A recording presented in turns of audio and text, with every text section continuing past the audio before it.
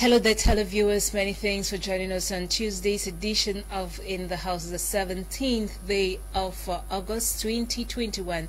And great is a delight to be here to keep you entertained for 1 hour 30 minutes. Pull the question, sit back and relax. Join the conversation on our Facebook page. The handle is My Media Prime Television.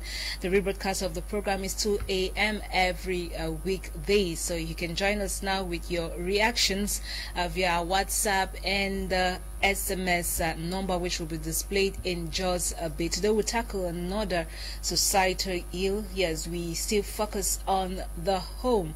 We focus on children. Yes, because we all know that if we don't train them properly, tomorrow they won't be good leaders, and you know what that is going to cost us as a nation, as a people. So today we are asking, sparing the rod and spoiling the child. To you, what does that mean? Okay, basically, let's just discuss about it. Sparing the rod and spoiling the child. Let's discuss about it. To you, what do you think it means, sparing the rod and spoiling the child? My pastor, she's going to tell us more about a biblical quotation and maybe spiritually what that means, or as a Christian, when you listen to that proverb, what do you think it really insinuates? What's the real message behind that famous phrase, sparing the rod and spoiling the child? Today we're going to talk about it so we can help a home, we can raise kids accordingly, because as Africans we have our way and we need to stick towards that. Okay, if we have to copy the lifestyle of other people living abroad, Westerners and all, let's copy what's good and then uphold our values that are, you know, perfect, not collecting bad values and then forgetting about our own good values. We have Ngonde in the building with us today, Queen of Lifestyle. Totally good morning. Good morning, Eileen. Why are you doing that thing that you're just doing? Donnie is a very playful girl, just like me, so you know what I'm talking about. And when play meets play, it's extra. All right, let's leave that for backstage stuff. I'm very good, Eileen. I'm very good, optimistic, strong, positive, and vibrant, as you can see, right? Of course. Just as much as you are, because that's the spirit we bring every day on the set. For someone who is feeling depressed, downcasted, or rejected, or you know, in any way you're feeling depressed, I bet you for the next 1 hour 30 minutes you'll be feeling better than you came here. Eileen, you look very beautiful. Thank you, darling. I took it from her mouth because she's always like, oh, this one is good, very beautiful. Who gives you the adjectives? I love appreciating people. I love complimenting people. It's just a part of me, darling. Yes, when I say something good, God's work, you, I just love to proclaim and celebrate people. And that's just me. And they say if you lack appreciation, you depreciate. And it's on that note that I'm here to officially welcome you who is watching us right now. I don't know where you are, but it doesn't really matter. But what's important is that we are connecting on this platform. Good morning to you officially. It doesn't matter, or you know, we don't consider time frames to be different in any way, because when it's in the house o'clock, it's quite unique and very intriguing. It is that #1 reality talk show in Cameroon, Africa and the world, which is striving towards positivity, change, of course, in the society, making life better for everybody, just like our legend in you know, who is resting now in blessed memory, Michael Jackson, said, making the world a better place for everyone. And today is not going to be different, because we are tackling something very important that every one of us might have, or is actually having an experience of it. Do well to stay glued for the next 1 hour 30 minutes, and also send your contributions just timely via SMS, and also our Facebook handle is My Media Prime Television, where we are broadcasting live as well. Be a part of the conversation so that your voice can be a part of the change making voices. Thank you very much, Ngonde. Awesome. And she talked about people who are depressed right now. I'm thinking about all those who have lost their loved ones, the Summers family in Buya and the Wantos family. My heart goes out to everyone out there. It hurts when you wake up to a very sad news, but God is there, and just look up to him. GLADYS BOMOTONGUINA, my pastor, she's in the building with us, looking gorgeous. Yeah, like I said there, complimenting people is just part of me. I can't do without it. Really? Yeah. Really? Gladys, you're welcome to In the House. Thank you very Comment much. tu vas ce matin? I'm doing great. I can see that in your eyes, in your countenance, your appearance, your Really? mood.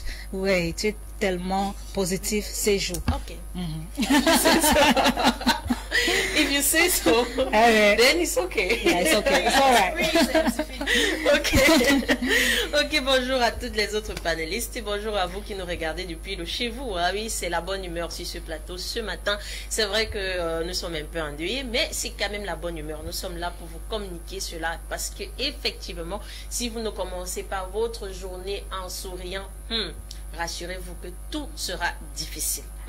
Donc, maintenant, c'est le moment pour vous de sourire. Hein? Pour ces personnes-là qui ont le visage attaché depuis le matin, il faut sourire. Hein? Sourire. Très important. Tout va bien. Ah Sourire. Ouais. Ça va aller. Non, même s'il n'y a pas le pain, même s'il n'y a pas à manger, souris d'abord.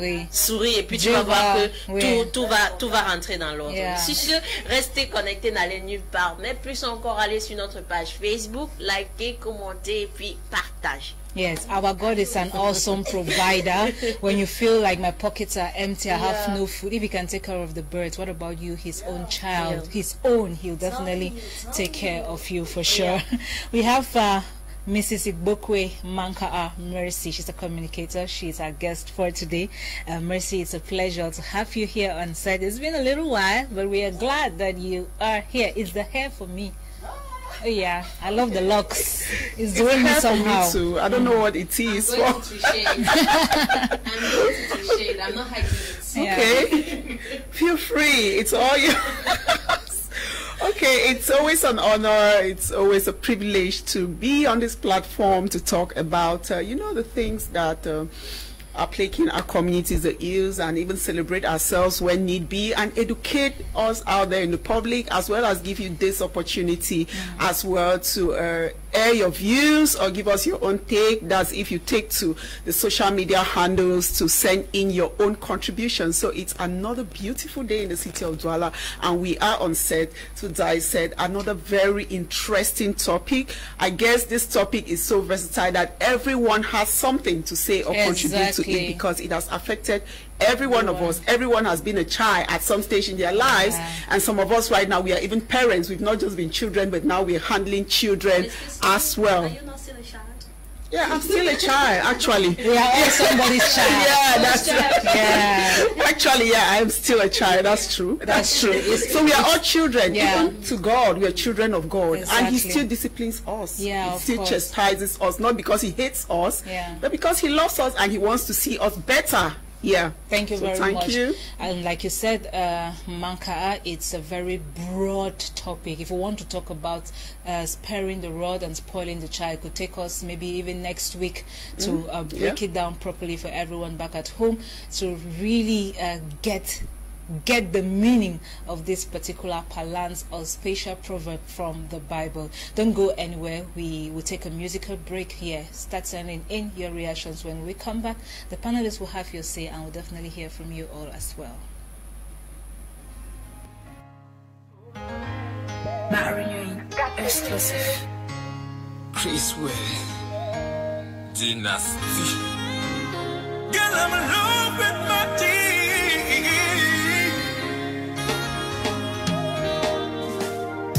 I met this girl for the first day. She got me hypnotized, no. She got me going on, I'm crazy. See the way you enter my heart, oh. And I don't feel like for my nama.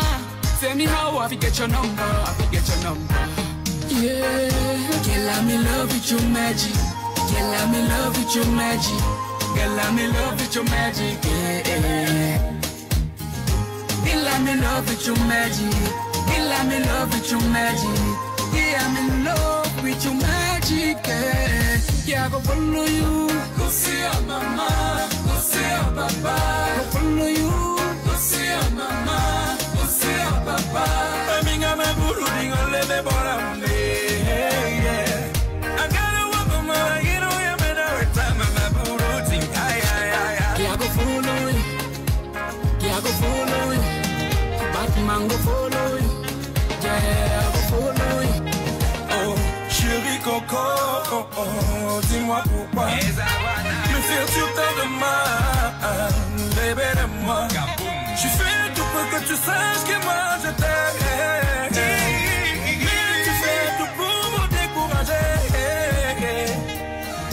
Baby, oh, je suis amoureux. Arrête un peu de me faire marcher, oh la la. Girl, I'm in love with your magic.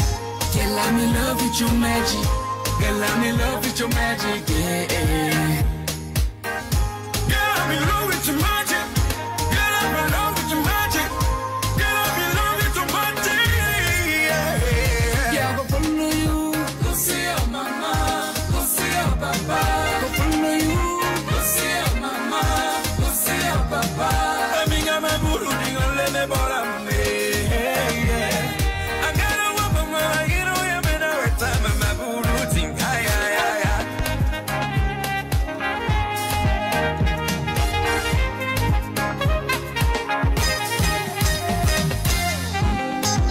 Living my life for you. When you may come, I go fight for you. Anything you want, I go do for you. For you.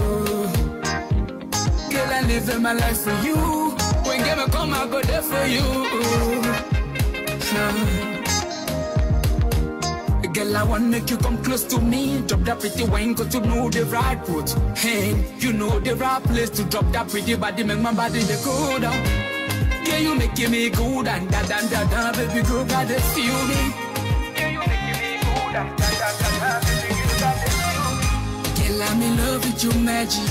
Girl, I'm in love with your magic. Girl, I'm in love with your magic, yeah. Girl, I'm in love with your magic. Girl, I'm in love with your magic.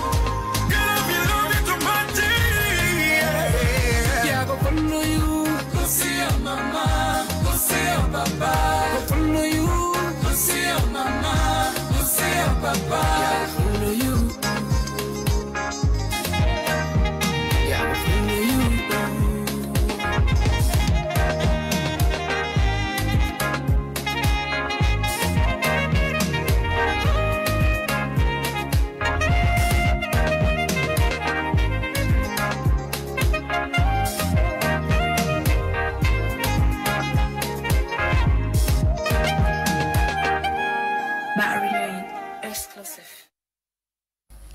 Welcome back to the studio, and yes, today we're talking about sparing the rod and spoiling the child. And our ladies, yes, they have a huge bag to unpack today concerning today's topic. Okay, where do I start? Maybe I should start with Dolly. Dolly, to you, what do you think sparing the rod and spoiling the child means? When we get to most homes, we realize one or two issues that maybe are not in place. If you don't have a very critical eye, you might not be able to realize or to pick what we are talking about very easily. So tell us what you think about it, and the advice you have as well for people living in homes where they are nannies, where they are children, not of that parent. Yeah. You have the microphone. All right. Okay. From my perception, I would just coin it to mean that sparing the rod and spoiling the child. Of course, you know, the contextual meaning will mean that, you know, keeping the cane or the whip aside, and, you know, sparing the child, you know, tolerating a child's bad behaviors and laziness and all whatnot is not supposed to be tolerated. But I just want to look at it this way. Some people get it lost or confused when it has to do with what we call petting. When you over pet a child, you turn out, you know, spoiling the rod and sparing the rod and spoiling the child. Why do I link it now to petting, Eileen? I don't want to limit it like, you know, just the cane or the whip. Now, there is a level of petting that has to do with, you know, preserving a child or depriving a child from engaging into household chores as well. I will still look at that to mean sparing the rod and spoiling the child.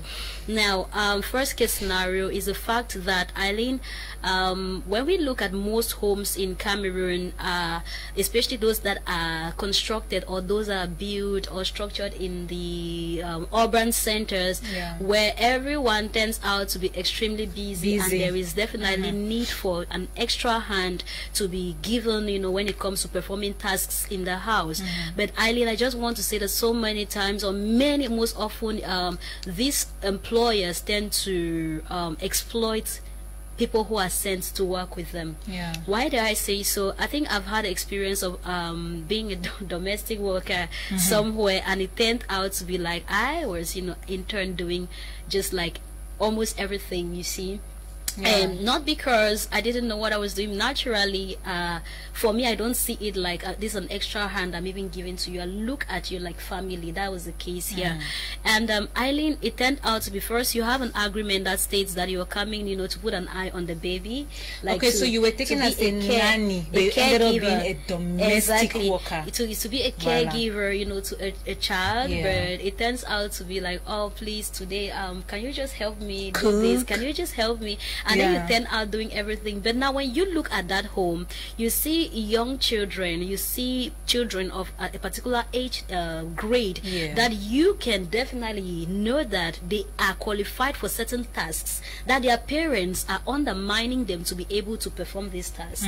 That will also mean sparing the rod and spoiling the child. I want to put it, let me say, to the level where everyone can understand. What I'm implying here is that there are so many homes in our country today, and in most, you know, African context and in the world at large, where children grow up, you know, just because they have this notion that they have house helps and nannies and people who have to do one or two domestic roles for them. They absolutely do nothing but for brushing their teeth. And then it's just like a routine where they wake up in the morning, brush their teeth. The next thing, the next task they have for the day is to sit with their laptops, their iPads, and the electronic gadgets, you know, front of the socializing, TV from morning to night. on the TV, and, you know, just having the fun of their life. And when it's time to go out, they bathe, and that's it. What has your child done since morning? I don't think that's, you know, the perfect way of training any child you want to become responsible in life tomorrow. Well, they may turn out to be upright when it comes to academics. They may turn out to be upright when it comes to, you know, performing certain academic, mentally oriented activities. They may turn out right, but when it comes now to incorporating them in society, because chores cannot only be performed at home.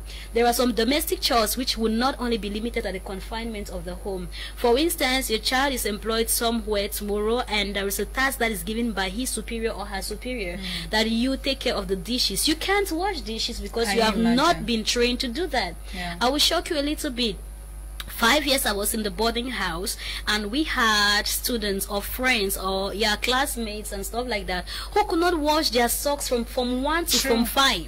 That's because they hadn't this training. So what their parents used to do is they buy them socks, and you know, it's not like today where things are becoming extremely the prices of stuff have become so exorbitant where it's like it's difficult for people to even meet up. I'm talking about a period where, you know, you buy 3 socks for 500 francs.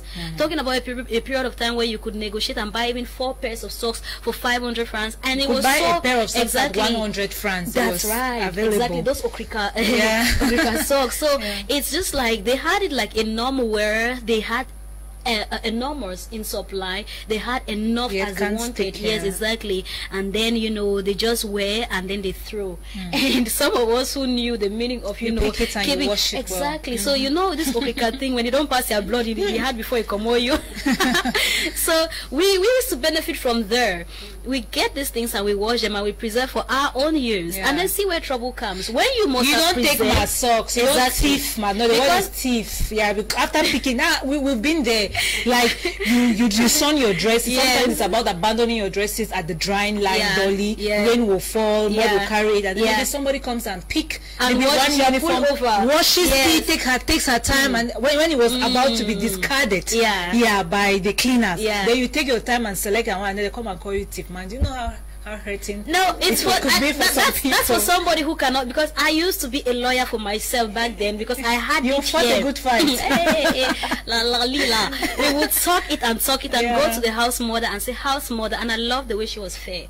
House mother, this particular thing, especially pullovers, you see, and this thing happens, they happen like joke. Okay, a child will have his or her school pullover. That's the one that was also common, besides, you know, those minute things that are like really alarming.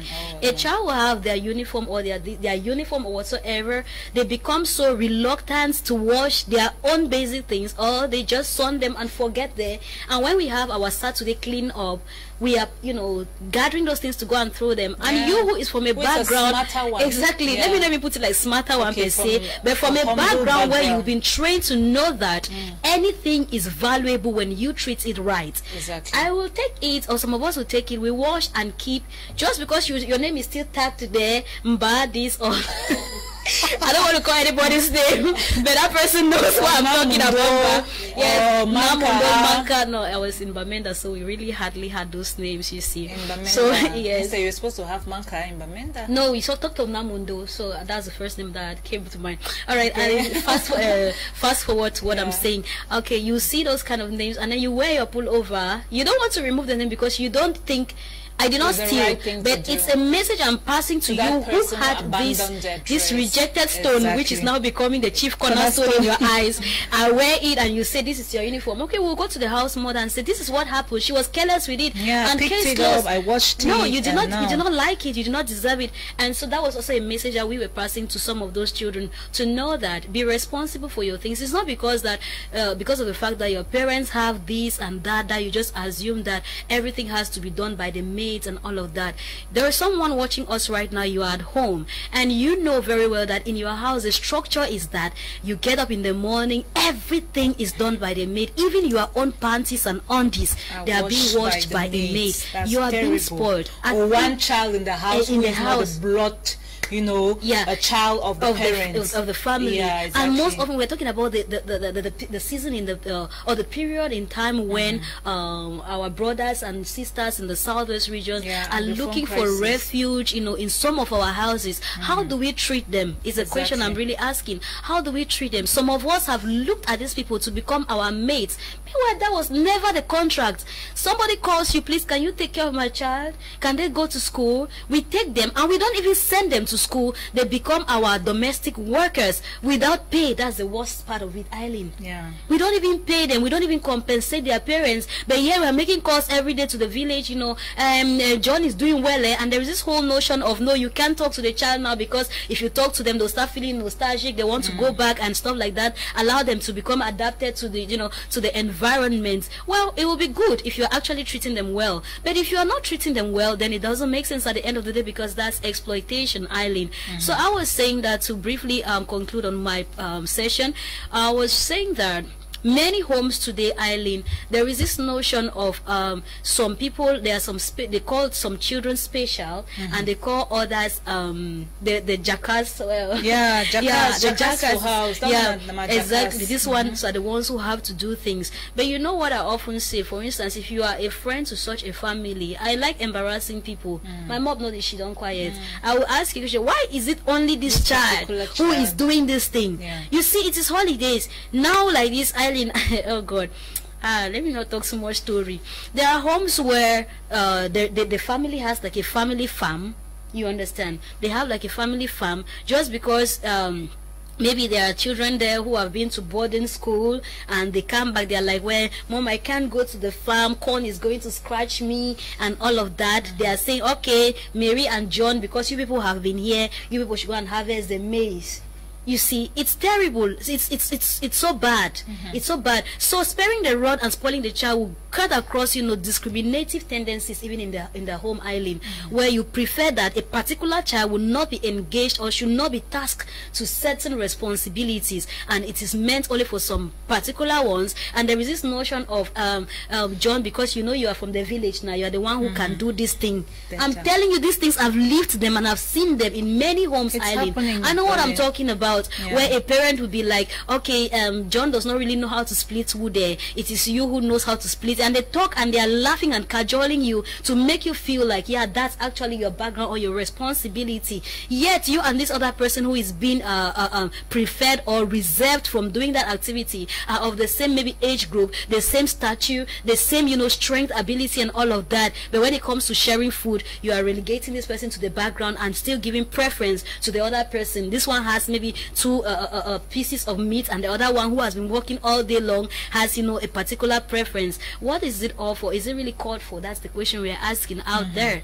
And it is holiday island where these things are really rampant. I also want to mention the fact that you have a home where sales are done, like, you know, a family which is economically oriented, where it's business oriented, and then there's a particular set of children who are not sent to go and sell out there, and you are sending a particular child to go and sell because it's not your child or your biological child, and all of that. It doesn't make sense. It doesn't make sense. Tomorrow, when that child becomes when they are impregnated, you come and say, oh, the child was a bad child and all of that, but you exposed them, and you kept on, you know, inculcating bad thoughts in their minds. And maybe the day they come and 100 francs is missing, you tell them, just go tomorrow and make 100 loss, you go find them. In the course of instilling such ideas in a child's head, he or she knows that, okay, I must look for a way out in case such a loss occurs. And for most girls, they are vulnerable and they are exposed, and the opportunities are there where men will always, you know, talk to them, and then because they are trying to meet in with that need, they have to do certain things to see that they are not castigated or you know, crucified by you.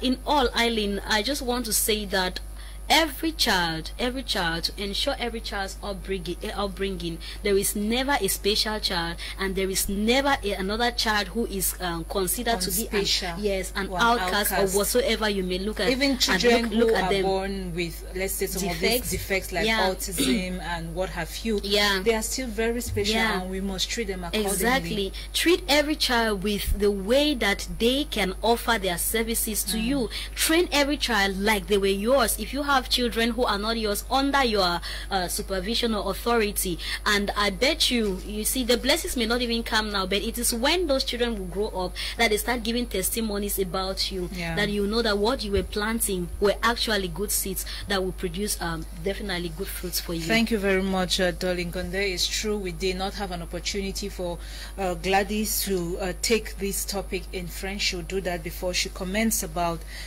today's topic. GLADYS, what do you think sparing the rod and spoiling the child to you means? I know there is a biblical proverb towards that. You're going to tell us more about that and your own interpretation of it, but some outcomes of such behaviors when we are in a family and we discriminate among kids, or we spare the rod and spoil the child. You highlight some of that for us. And are you of the opinion that the youth of today are badly behaved because we parents have had a contributory factor, according to what Dolly is highlighting here? Effectivement. Effectivement, si l'enfant, la Bible nous dit carrément et clairement que si l'enfant n'a pas un bon caractère, c'est la honte de la mère. Pourquoi on le dit? Pourquoi on le dit? C'est la... Non, il dit c'est la honte de la mère. Il n'a pas dit du père, de la mère. Pourquoi? The mother is always the one that receives the Parce first que majoritairement parlant, c'est la mère qui prend soin des enfants dans la maison. Et majoritairement, c'est nous les mères qui gâtons les enfants. Si tu rentres dans un foyer, Dolly a parlé de plusieurs cas et tout ça. Majoritairement, tu vas voir, c'est la mère qui pose ce genre d'action. And tomorrow we start crying that our kids are wayward. Ce n'est généralement pas le père. Donc Dieu n'est pas fou, il n'est pas bête. Donc Eileen, tout ce que je peux dire, je vais commencer déjà par donner le thème. Voilà, tu as parlé de garder le fouet et gâter l'enfant. Garder le fouet et gâter l'enfant, c'est de ça qu'on parle aujourd'hui. Effectivement, Eileen, c'est un sujet qui est tellement pertinent et qui est tellement d'actualité, parce qu'au jour d'aujourd'hui, on a ce qu'on appelle les droits de l'homme. Oui, on a ce qu'on appelle les droits de l'homme qui nous disent que on ne doit pas corriger l'enfant avec le fouet. Oui, on ne doit pas corriger l'enfant avec le fouet. Je ne sais pas, peut-être qu'ils veulent dire qu'on ne doit pas exagérer. Ça devait être comme ça. Voilà. Mais quand on dit qu'on ne doit pas taper l'enfant, c'est autre chose. Because GLADYS, just to add, even for some of our family members who are in the US, they tell us that when their children do something crazy, they beat them. For sure. Irrespective of the laws that govern that country, that you can call, the child can call the police, 911, and then they come to you. I don't know, they'll break that rule and pay for it if they have to get there. Yeah. Je vais commencer avec les dits du père des pères. Hein? c'est-à-dire Dieu lui-même. Ouais. Hein? Parce que c'est lui le Père. C'est lui le Père. Voilà. Père, non? Et la sagesse, le livre de la sagesse, on parle ici de Proverbes chapitre 3 verset 12, qui nous dit que l'Éternel châtie celui qu'il aime, comme un père châtie son enfant. Pourquoi il le dit? On parle de châtiment lorsque l'enfant fait une bêtise. Ouais. Lorsque l'enfant fait quelque chose qui n'est pas bon, il faut corriger immédiatement. Si l'architecte des architectes, le père des pères, lui dit qu'il nous corrige, et puis nous-mêmes on connaît comment il nous corrige. Ah ouais. Lui, chacun de nous, on connaît deep down, en son âme et conscience, comment il nous corrige quand on fait une bêtise. Ouais. S'il dit que lui, il nous corrige, et il nous corrige parce qu'il nous aime. Then, if we are not correcting our children, it means we don't love them. Mais à la fin, c'est qu'on les aime pas. Parce que si tu ne corriges pas ton enfant, ce que tu n'aimes pas cet enfant. Moi, je me tiens sur ce proverbe, Proverbe chapitre 3, verset 12. Ouais. Dieu, l'Éternel châtie celui qu'il aime, comme un père châtie son enfant. Si je ne t'aime pas, je ne peux pas te voir en train de faire une bêtise et je te corrige. Je n'en ai rien à foutre de ce que tu fais parce que je ne t'aime pas. Donc, parfois, nous les mères, on a l'impression qu'on aime trop nos enfants en les laissant faire des bêtises et en ne pas corrigeant. On a l'impression qu'on les aime trop, mais on ne les aime pas. Parce que c'est la fin qui justifie toute chose. On est en train de gâter l'enfant. C'est la fin qui justifie toute chose. La Bible nous dit, quelque part encore dans Proverbe 20, verset 11, que l'enfant laisse déjà voir son comportement. Par son comportement, quel genre de personne il sera. L'enfant, on n'a pas parlé de l'adulte, on parle de l'enfant. On connaît la tranche d'âge qu'on appelle enfant. Et on dit que l'enfant laisse déjà voir par son caractère quel genre de personne il sera. Donc toi qui as la charge d'éduquer cet enfant, tu connais la morale que tu voudrais que cet enfant ait. Et par les actions de cet enfant, tu peux déjà déterminer si l'enfant aura une bonne moralité ou pas. Et par ce biais-là, tu es donc capable d'orienter l'enfant positivement, selon les valeurs que tu voudrais que cet enfant ait. Unless it's the case, Gladys, where you do everything rightful, but this child still turns out to be a bad child. Je dis toujours, Eileen, ça arrive, non? Je dis toujours, tu peux avoir l'impression que tu fais tout ce qui est bon, mais tu ne fais pas tout ce qui est bon selon cet enfant. Assois-toi et étudie encore ton enfant pour connaître quelle méthode utiliser avec lui particulièrement. C'est ça en fait le problème. Ce n'est pas pour rien qu'on dit à la fin que le mauvais enfant c'est la honte de la mère. Pourquoi on va le dire? Parce que tu as mis tous tes efforts. Mais pourquoi là, après quand l'enfant va être un mauvais enfant, on va dire que c'est ta honte? Pourquoi? Alors que tu as mis tous tes efforts. Ça voudrait dire que d'une manière ou d'une autre, tu as mis les efforts que tu as pensé que c'était suffisant. Mais tu n'as pas regardé effectivement au caractère de cet enfant et cherché la sagesse pour connaître comment réorienter cet enfant particulièrement. La méthode que tu utilises avec A, ce n'est pas la même méthode que tu utilises avec B. Donc, il faut revoir tout ça. Il faut prendre toutes ces choses-là en considération. Je suis toujours dans le livre de Proverbes. C'est le livre de la sagesse qui donne toutes ces informations. Lorsque tu repars maintenant dans Proverbe 22, verset 6, on te dit, instruis l'enfant selon la voie qu'il doit suivre. Quand il sera grand, il ne s'en détournera pas. Exactement. Toi, en tant que parent, quelle est la voie que tu voudrais que ton enfant suive? On t'a déjà dit plus haut que le caractère de l'enfant détermine déjà quel genre de personne il sera. Maintenant, on te dit, instruis donc à cet enfant la voie qu'il doit suivre. Afin que lorsqu'il soit grand, il ne s'en détourne pas. Je vous assure, aujourd'hui, moi j'aime Dieu. Ce n'est pas parce que je me suis levé un matin, j'aimais Dieu. J'aime Dieu parce que j'ai grandi dans une maison où mes parents aiment Dieu. Oui. À 6 ans, moi, je faisais le rosaire. Ma mère est catholique, je faisais le rosaire. Chaque jour que Dieu a créé avant d'aller à l'école. Oui. Tell us about it. Je faisais le rosaire, ce n'est pas une blague, c'est le rosaire. Le rosaire, c'est combien de chapelets? 5. Voilà. Je faisais tout ça avant d'aller à l'école. Dolly was looking at me like, let her say an answer wrong. Let me just display her here on set. Yeah. Aujourd'hui, peut-être, ils peuvent avoir l'impression que, mais qu'est-ce qui est arrivé à cet enfant? Pourquoi cet enfant est attaché tellement à Dieu? Pourquoi? Mais c'est toi qui m'as montré la voie que je devais suivre. Tu as mis ça dans mon subconscient. Mon subconscient a enregistré ça. On appelle ça l'hypnose. Yeah. A enregistré ça, c'est resté une information. To the point where when you even derail a little, je ne peux pas. Tu rentres. No, I'm just saying that for Christians, because we all know that as a Christian or as a human being, you are bound to sin or do one or two. We all have flaws. So when you get to a point where you find yourself doing something wrong, when you fall, you always want to go back. You always try to. Je dis, Eileen Sama, comme tu me vois si, oui. Moi là, Dieu m'a kidnappé. Mais je vais te dire une chose, c'est que à chaque fois que tu veux dire, ok, je vais faire comme tout le monde, je veux faire les choses comme les autres font, et puis, non mais attends, ça ne donne pas. Non, ça ne donne pas. Ah ouais. Ça ne donne pas.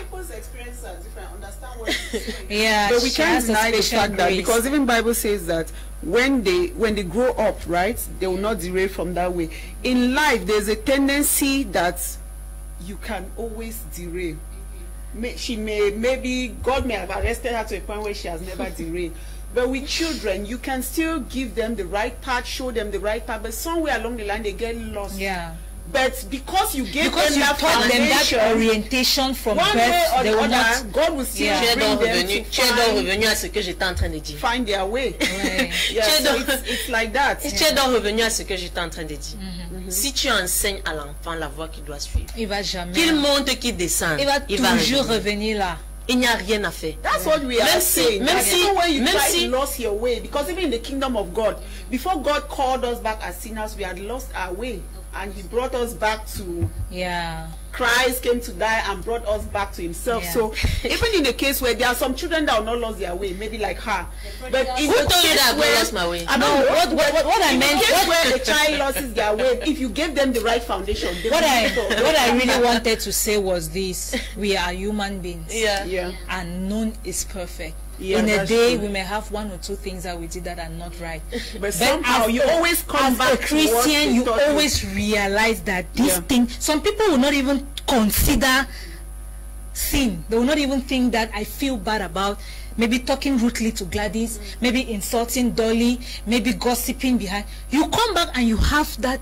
Those are all sins, whether you like it or not, and there is no sin that weighs bigger than another. That, for example, if they are doing something wrong, their mother's voice or reminds you about doing that thing wrong. It's just like me as well. When I was growing up, this thing they installed in us as a young girl. I was above 18, but you will not come at 5, 4 o'clock after my mother's house. Exactly After that time. Yeah. In a way that even when I eventually went to the university, I had my own keys. I had my own. I'll be with my friends even 6 o'clock. You want to rush back home? I'm like even 26. I'm still rushing back home. I'm like, hey, no, I don't want to stay here. It becomes a way of life. Exactly. Yeah, I'll keep remembering what she has instilled in me. Yeah. Enseigne à l'enfant la voie qu'il doit suivre. Exactement. Et quand il sera grand, il ne s'en détournera pas. C'est une vérité. Of course. Que tu le veuilles ou que tu le veuilles pas. Quand tu as déjà mis la fondation là, quand tu as déjà mis cette graine en terre, elle va forcément grandir. Donc c'est automatique. Et j'espère vraiment que beaucoup de parents aujourd'hui qui nous écoutent vont prendre la peine au jour d'aujourd'hui de reprendre, de revoir en fait la manière dont ils sont en train de traiter leurs enfants. Parce que Dolly a présenté beaucoup de cas ici et ce sont des cas qu'on vit au quotidien. Chaque jour. Ce sont des cas qu'on vit au quotidien où tu vas entrer dans une maison, il y a des enfants qui ne font carrément rien. Et on a l'impression qu'on aime ces enfants. Mais on vient de lire ici dans Proverbe que on aime celui qu'on corrige. Exactly. C'est celui qu'on corrige qu'on aime. Mais tu as l'impression que tu ne l'aimes pas. Oui. Mais c'est lui en fait que tu aimes. Grooming them. You are making them to become et en fait, better tu n'aimes pas ceux que tu es en train de chuchoter. Tu ne les aimes pas. Parce qu'à la fin, ils s'égarent. Et quand ils s'égarent à la fin, c'est ta honte. For him. And the most shocking one that I've ever seen, Okay. that a child and a foster child, that's a child to a particular family, and a foster child are involved in a crime. They destroy the television. Papa comes back, mama comes back. What happens? We were playing with, you know, let me say the other person's name is John, and they come like, John, you are the bigger one. You are the bigger one. Who? You understand? Beating one person and like you're the one who was supposed to have shown this other person. You understand how to do it and all of that. Excuse me.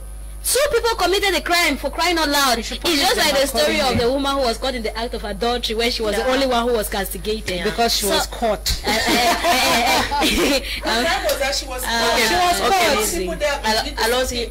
Allons-y rapidement.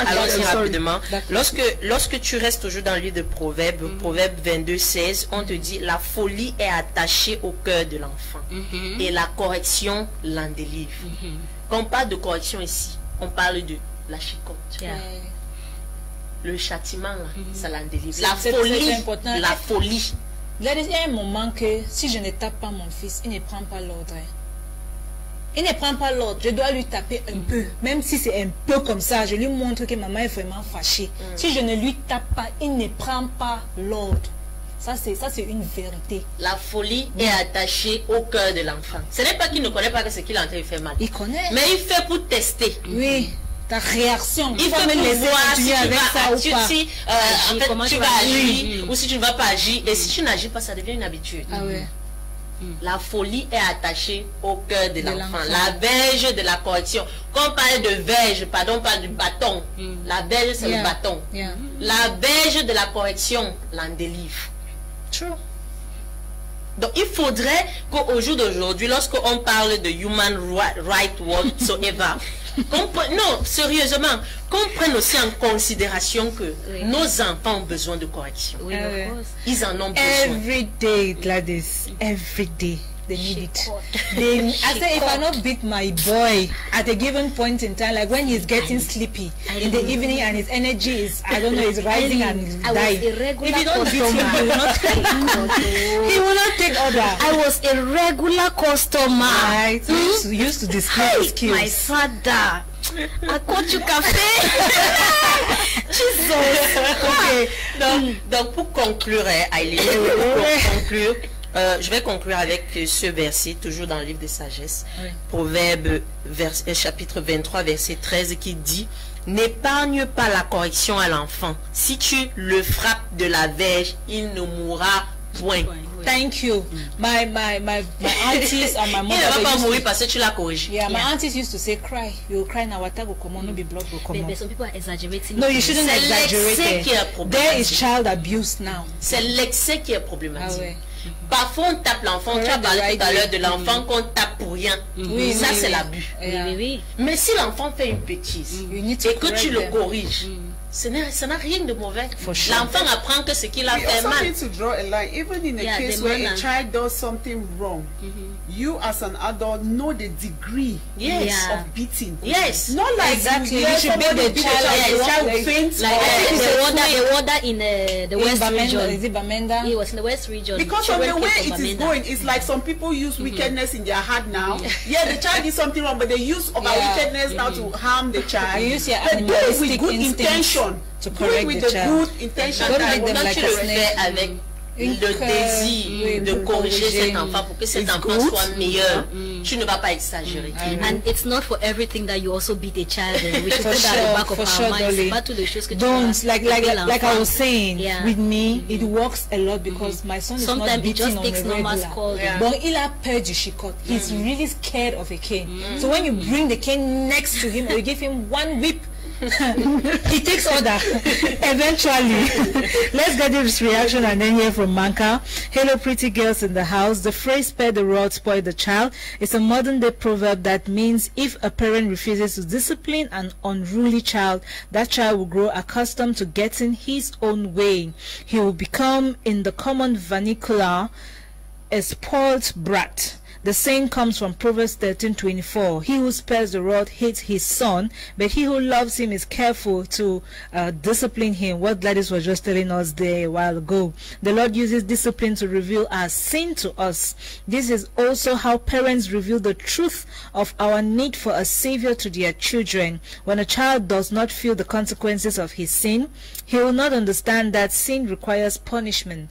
The Lord provides a way to salvation and forgiveness through Christ, but that means little to those who do not see their sin. Yeah, exactly what we were saying. Peter Atem, the fearless socialist from China. Thank you very much for your reaction. Let me just pause there. We hear from Mamka'a before we get the rest later on. Mamka'a, before you react to today's topic, let me have this question for you. Dolly mentioned that in families there is discrimination when it comes to biological children of that home, and maybe nannies and domestic workers, or let's say children from another family member. Do you think that some parents, or let's say there's children in the house that should be given special tax because they are capable of handling this tax? I don't know, maybe according to what they have displayed to be the more hardworking ones, because we all know that there are some really lazy family members, or let's say children amongst us. Should we encourage that? Papa go to say, may na John go broke firewood because John they so be smarter than maybe Peter, and then now all time only John the broke firewood, while Peter is there, maybe they'll tell him to wash plates because his strength is limited in that domain. Do you think that's okay? Okay, I think that's not okay, and I think that is discriminatory by nature. You're discriminating among children by nature. Now, drawing from my own experience, I grew up in a household where we're like 7 kids and 7 children actually, and while there we used to live with cousins, we had other people in the house, and trust me, we had a timetable. It doesn't matter if you were a boy or a girl. Thank you. We all had a you day enter to the cook. kitchen. Good. You had the day where some people are cleaning the yard, laundry. We all were hands on deck. Like division of labor was just a thing in that household. Awesome. It doesn't even matter, like I'm saying, that like these days you see a female child or send you in the kitchen while you're cooking, while they'll leave the boys to play, and the boy doesn't have any business in the kitchen. It was never like that when we were growing up. Everybody had to work. We did all tasks, all chores, all the chores together. It was distributed. Everybody handled their own, and that's why I'll encourage parents out there. You don't need to treat maybe a child in the house just because the child is not your biological child. You don't need to give them much more to do, and you give your children less. And guess what? If you're even doing that, somehow it could be bad, it's discriminatory, but somehow you're doing good to that child you're even giving that task to, because you're training them to be maybe responsible, to be disciplined, to take on responsibilities. You may not see it that way, but indirectly they are learning all those things. Tomorrow out there they stand an advantage more than your own kids who have not learned anything, or they can't do anything.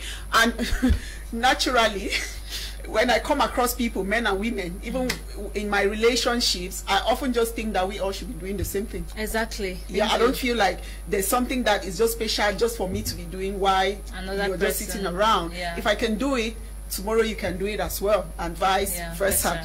So moving on, we've been talking, we've been anchoring this discussion today on Proverbs 13:24, speaking about sparing the rod and spoiling the child, and she also talked about raising the child in which they should grow, which is Proverbs 22:6. We've said a lot about that.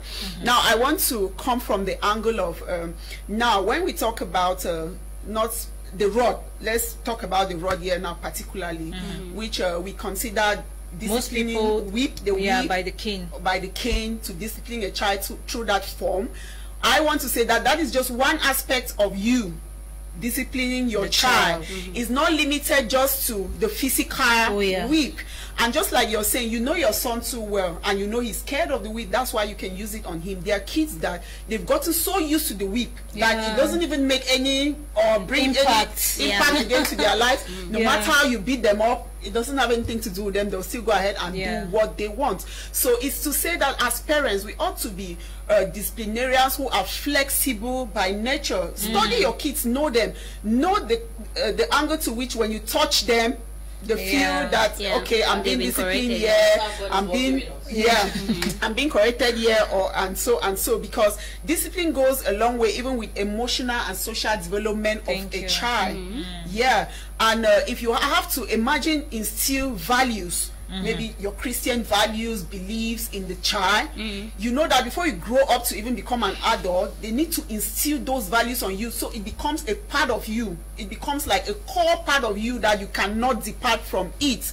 So to do this, it doesn't just take you using only the whip. It takes you instilling discipline to the level of you correct them if they do something wrong. It could be through a whip, it could through sitting them down and talking to them, taking away their goodies. You know that there are some people that always say, "Dan, for my mother to talk to me, better use a cane." Yeah, that's there are true. Some parents that they'll just sit you down. By the time they finish talking to you, you cry as if somebody beats you up.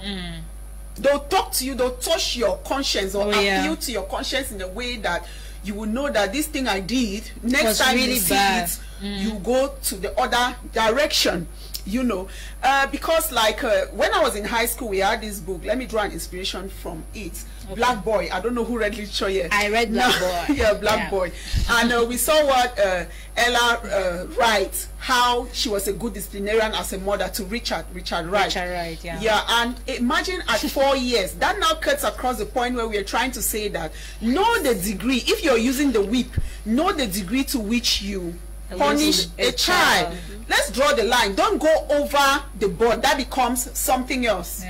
They'll now start telling you violation of human rights, child abuse, because you've gone way over. Mamka'a, let me just ask you, what if you are whipping a child, right? If you are whipping a child and the child is telling you know what? No, that's not even what I'm talking about. Let me give you Richard's case, for example. A 4-year-old, the mother beats Richard up to the point where before he came to the consciousness, he was in the hospital. Yeah. You don't beat a child until the to child that passes extent. out. That is maybe your parents. So you're saying that it was not right. It was there is beating and there is beating, right? Yeah, and there is beating and there is beating. There's children and children. Yeah. The kind of beating I went through, maybe that child has not reached that kind of beating. But yet, they didn't cause your life. Well, I am telling you that there are children and children. So that's why you should learn which kind of child you have, so that you should know how to correct him. And that's why we are saying that. Because me, GLADYS, have been punishment. For example, I'm not sure you were 4 years old when they beat you to the next extent. Were they really beating you because you were doing something wrong? Yeah, because I'm doing something wrong. Okay, so you were like Dolly. No, okay, then that's something else. I was really doing something. No, that's something else. Now that's something else. From what she's saying, this correction was coming untimely and at a very tender age. You can't beat a 4-year-old to the point where they pass out. At times, until they pass out. At times, you can even take a cane and whip the child in the buttocks. The child fell. Yes. It can happen. You know, it does not mean that situation we are saying. In this situation, the child we are was saying, badly we are talking about parents who badly battered children. This year. We denounce that. We denounce that. For instance, we had a you know what a baby of over 6 months can do to the mother. You know what? Let me tell you, the baby of 6 months can bite your breast and look at you and smile. But what will you do to the child? You bite his buttocks. You spank the buttocks, but you not beat him to collapse. Yes, for sure. That pain of the nipple that he has beaten. For sure. You are not denying that the children don't do things so wrong. Even the child of 4 years can do a big. As adults, know the degree to which for sure. The extent to which you can go with beating a child. Yeah, exactly. That's what I am. Don't beat to kill. Dolly has said it all. Children to know that what you're doing out of love. Yeah. Don't make them have the impression like you hate them or you're being wicked. Make them understand that it is out of love that I am punishing you. If I don't like you, I won't punish you. If God does not love us, He will not chastise us. True. To be better people. Mamka'a, you conclude after the commercial break. Let's take gossip news. GLADYS, you just dive in because after. Am I right? After this, we are introducing another panelist. The gossip of today is just bizarre. Okay. Yeah, it's a woman and the husband. Yeah. They had just one child, a girl child. Yeah. Then they have tried to have children. They were unable. Yeah. So that child that they had is like 17 years. Okay. So the mother and the father decided that they will have other children, but through their daughters. Ça veut dire quoi que le père va dormir avec l'enfant là? Tu as compris? Jesus. Gladys, it reminds me of what happened in Boya, and we will continue to castigate it in worse terms. Trauma. Father has nothing to do with your daughter. You cannot be having sex with your daughter. But that doesn't make sense. sense. Is like the mother who promoted it. No. She's the one saying that. It's like she preferred that the husband should have sex with her daughter than for him have sex with another woman. Is it that she can no longer produce? Okay, yes, you already mentioned that. Mais comme on dit, n'est-ce pas? C'est vrai que Dieu a dit allez et multiplier, go and multiply, right? But the purpose of marriage is not to have children at the end of the day. Some of us fail to understand, because if you're getting married to somebody because you want to have children and God decides not to bless you with those children, what will you do? Will you kill that person? No, I'm just saying generally. Parce qu'il y a les gens dans les couples qui n'ont pas l'âge, les enfants, they marry themselves, and marriage is not kids are a fruit. We marriage. Adopted. Yeah. You can adopt artificial insemination. Maybe the reason for which God brought the two of you together was to be, or is to be, a caregiver mothers to those who don't have street children and all of that. Yeah, See? parents. Je dis, ils ont même pas d'enfants, artificial insemination is true. Il y a des gens qui n'ont même pas un, ils ont déjà jusqu'à un. You have one, you should be okay with that. Okay, you shouldn't go and break some of this law. Anyways, we are learning. On apprend chaque jour. In fact, the world is just turning its own. It's turning. It's like this. It's like very soon we'll be greeting people back with the backside of our hands. Oui, parce que moi, c'est comme ça que toutes les choses sont maintenant. Bientôt, on va saluer les gens comme ça. Ou bien on va tourner notre face, on marche avec la face derrière, on part comme ça. Oui, non, c'est ce qui se passe. C'est ce qui se passe maintenant. Everything, the good has become bad and the bad has become good. It's crazy. Let's take a commercial break. When we'll come back, a new panelist will be here and we'll get your reactions.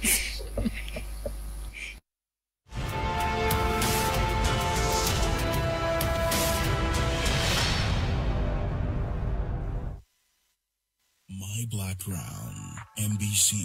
We deal in the sales and delivery of top quality American products and accessories for all natural hair care needs. For nappy hair, we sell products and brands such as Hands Jackies, Shea Moisture, Miel Organic, TGIN, Wild Growth Hair Oil, The Many Choice, Carol's Daughter, As I Am, Contour, and many more. From shampoos, conditioners, treatment masks, moisturizing butter creams, oils, gels, accessories such as butterfly clamps, perm rods, bonnets, detangling brushes, and many more. My Black Crown, MBC. Our professionalism and experience speaks for itself. The best relationship between price and quality for all classes of the society. Contact WhatsApp 671 12 96 39. Facebook My Black Crown MBC. Instagram My Black Crown MBC. My Black Crown MBC. For the love of our heritage.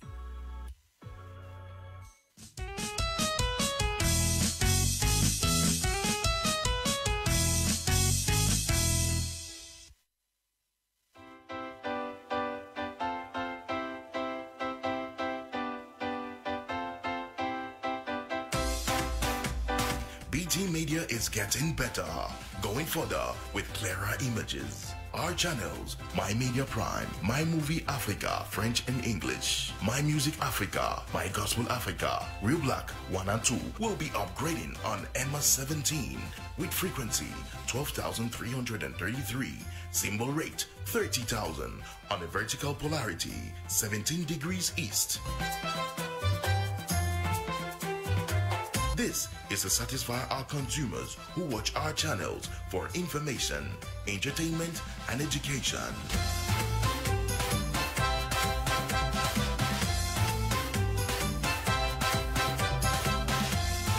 BT Media Group, building the future.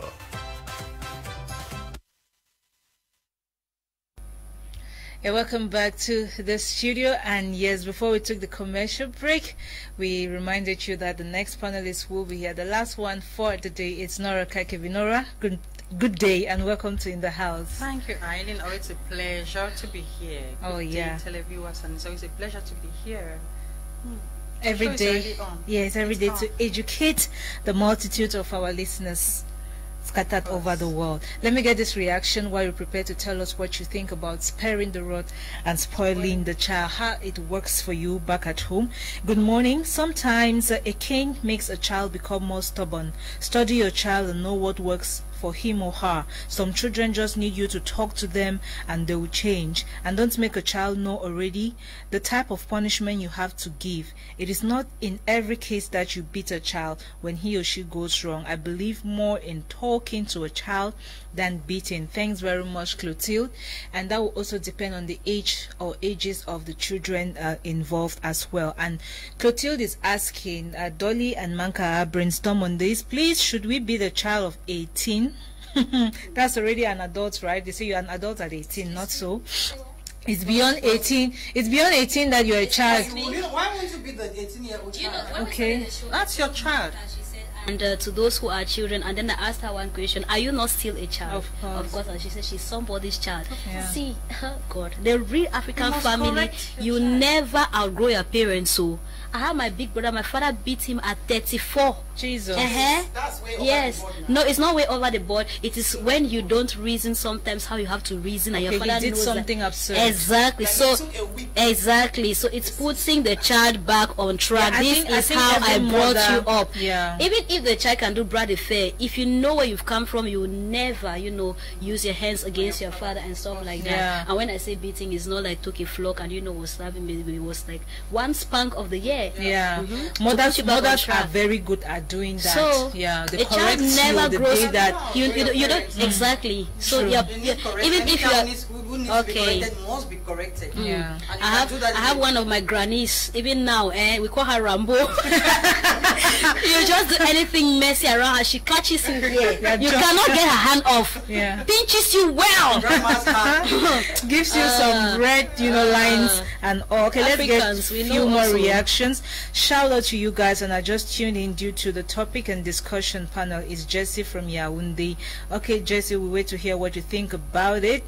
Okay. All right, more are coming in. We will take them later. Yes, Nora, you are a parent. You are a great mother. Yes, that I know. Please don't stop. I'm not a grandmother. Colonization is just 13. So, how does it work for you? Are you the one who goes by the cane from time to time?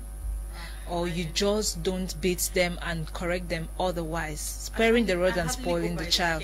Okay. Honestly, I hardly go by the cane. It's not. It's not in you. Yeah, I've tried that, but it's not part of me. I don't beat. You rather it's talk. It's not a matter of ajebo. I talk. I You do the talk. talking, yes. Okay. But I've realized, that sometimes you have kids and they all grow in different, ways, and you sometimes start asking whether you are the one who gave birth to all. These children. They are so different. Yeah. I have 3 children, and I've always talked about Condoleezza. Who is a bit, she's not very smart, especially when it comes to house chores. She's not. But I don't know. I was just discussing that with other colleagues inside the dressing room before I even came here. I was like, okay, I don't know what else to do with Condoleezza, because she's a type who sees every chore you give her as a burden. And I want to kill that spirit in her, because I keep telling her that you're a girl child.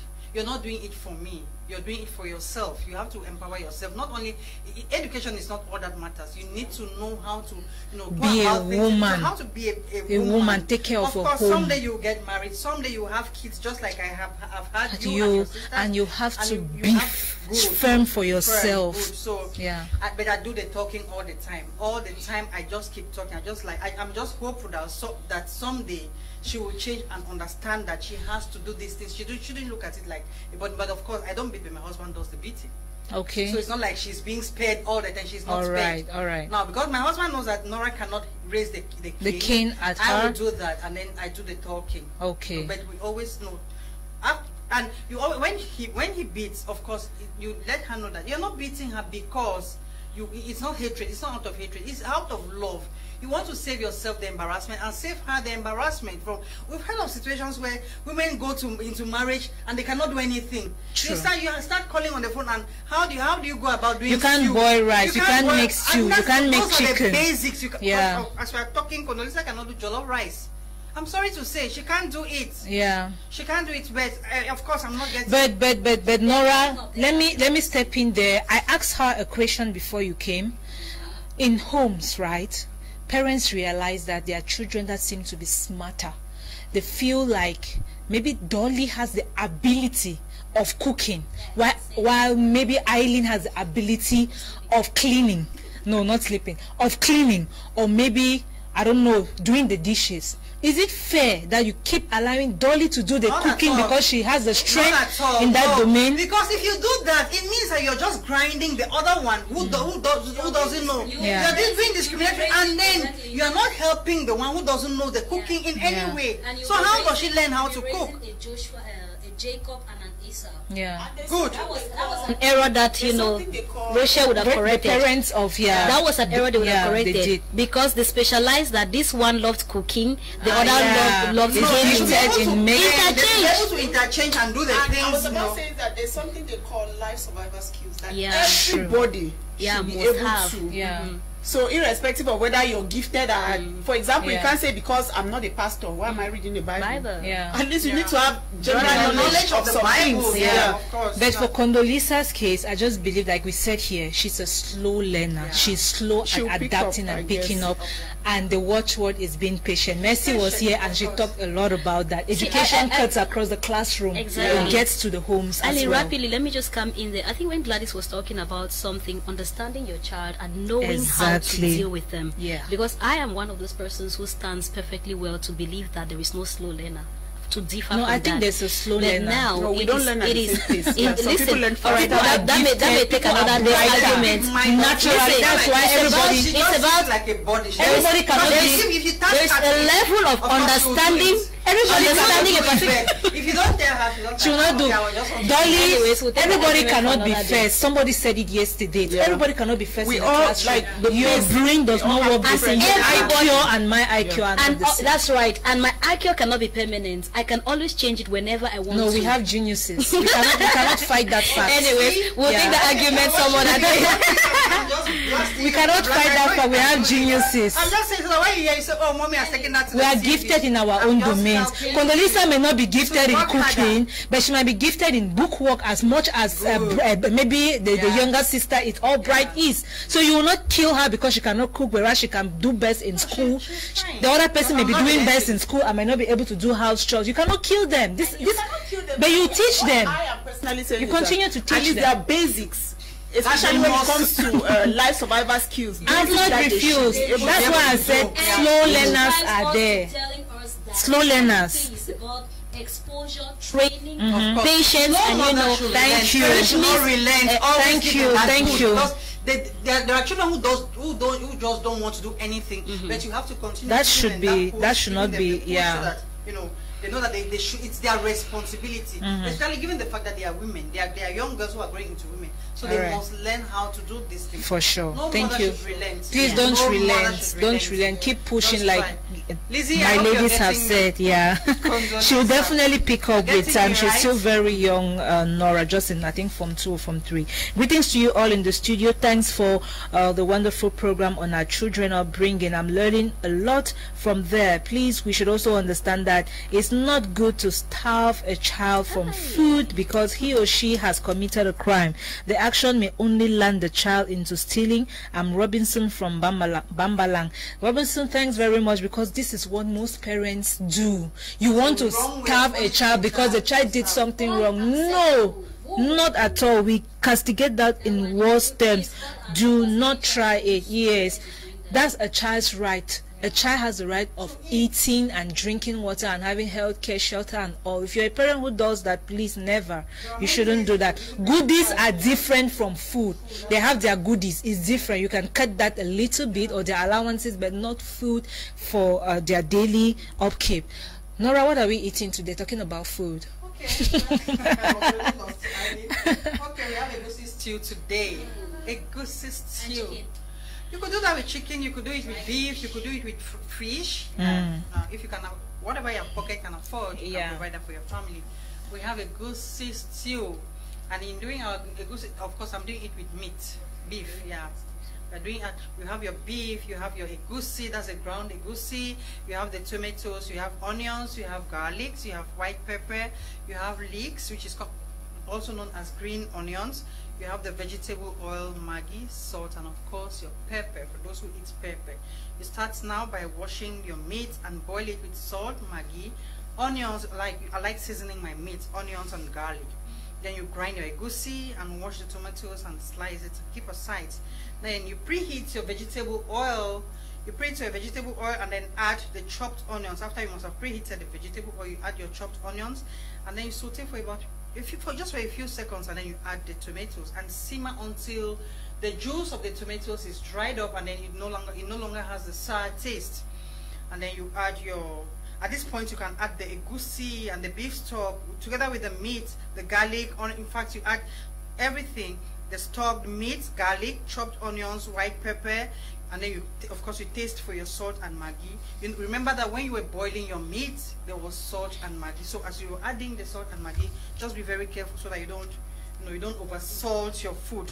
After adding all of this, you let it cook. You know the egusi too, you need to cook it for a while. You cook for about 10 to 15 minutes, and then you know making sure that it has a good consistency. It's not too thick and it's not too light. Watery. You know that egusi, first of all, is a thickener, and it gets too thick, so you need to reduce that, get it to a good consistency, and then you cook it 10 to 15 minutes, and then it's okay. And I always like to add this green onions at the end of it. I don't like it too cooked, like the green, the leeks. I just slice them and put it there. So I'm eating right now. God of science, rice, boiled plantain, boiled yams. Egusi stew is just over the board. Gary. All right. Wow. Thank you. Don't go there. Don't go there. I know what you want to say. Let me take reactions while we enjoy. I said don't go there. Don't go there. It's possible, but maybe not me, but others will, because I'm not really a fan of egusi soup. I rarely cook it. I would prefer to do the egusi pudding. I don't like them. I'm not really a fan. I have egusi that has been there for long, but I can't do egusi soup. We're on the same page, right? I'm not a fan. I'm not a fan. All right, more reactions this morning. Correcting a child is not necessary with cane, but for me, it's preaching to them love, moral, self-respect, and all that turns towards a true Christian manliness. Let us learn to spend time with our kids. Understanding them psychologically is very important. It's Jeff from Panjo, is that it? Panjo Bonaberry. All right, thank you for your reaction this morning. Hello, good day. The proverb goes with, if a parent pampers the child too much, the child will never regret his or her sins nor fault. That's very correct. If beating is okay, why does the government refuse beating in school? It is wrong. It should be wrong both in school and at home. Children now are just like eggs. If you are not careful, they fall and break. At adult age, I think it's necessary we keep teaching them the fear of God through our examples from behavior and characters. Most of them behave based on what they think. Let's keep praying for our kids. We deliver kids, but not their hearts. I'm Jeff from Bonaberry. Miss Gladys, wow, you look beautiful. Greetings to you in the studio.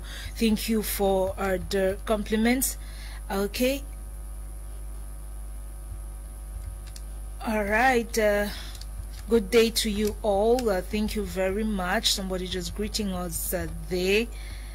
All right. We'll come back for the final ones we have on our Facebook page. But yet, Dolly has to do lifestyle for us to conclude the show. So don't go anywhere. It's a lifestyle queen. Oh, yes.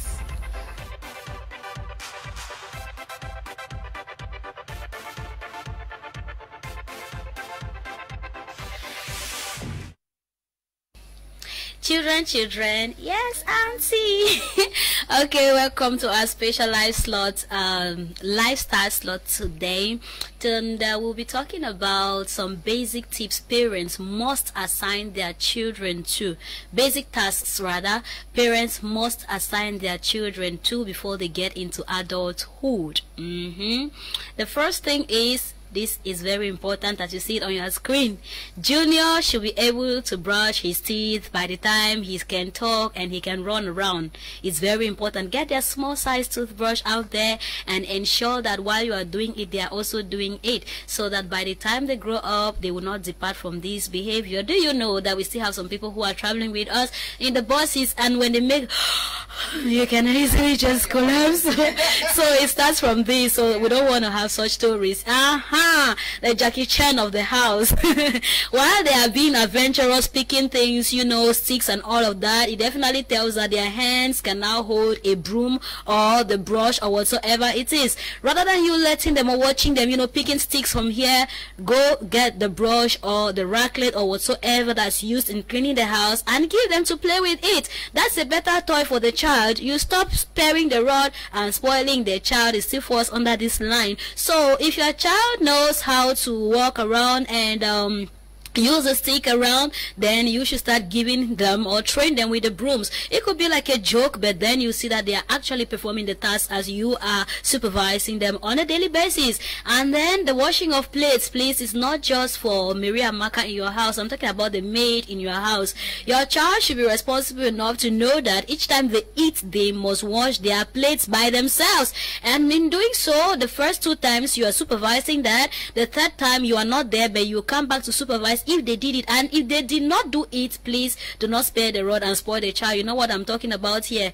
Okay, the next thing also I want to say, if you have children around, especially when the age differences are not, you know, too wide, it's also important for you to put like a big sister kind of stuff and a small sister to work together, inculcate the spirit of team, you know, team spirit in them, so that the elder one can easily teach the younger one, so it will not be like some kind of repetition. If you've had a first child, know that that first child is the leader to all the other children. You know what they always say, the way a first child turns out to be is the way the other children will turn out to be. But I'm not actually talking in the sense of your first child being a comedian and you are expecting the others to be that. So maybe doctors actually. I don't mean anything harmful to say though.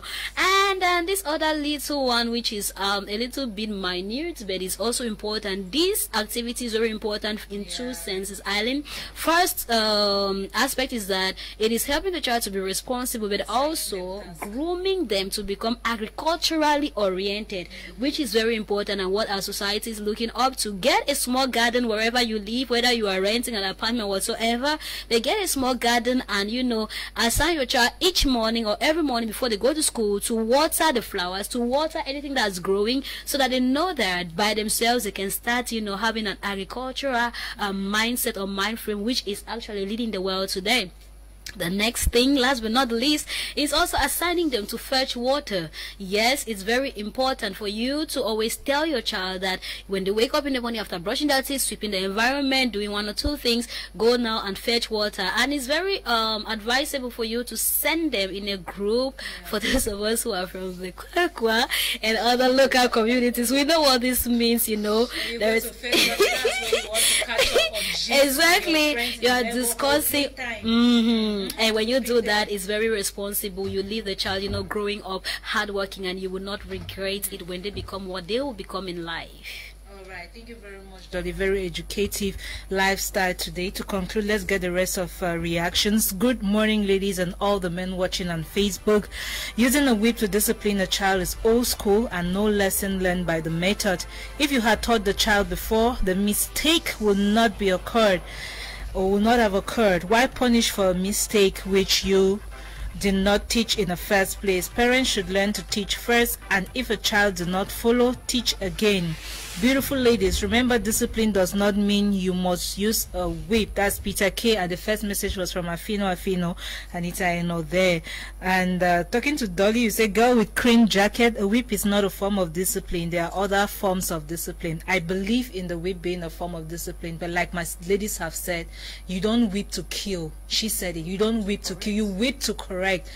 And it shouldn't be every day. Once in a while is necessary. Like I said, it works for me because I don't beat my child on a regular.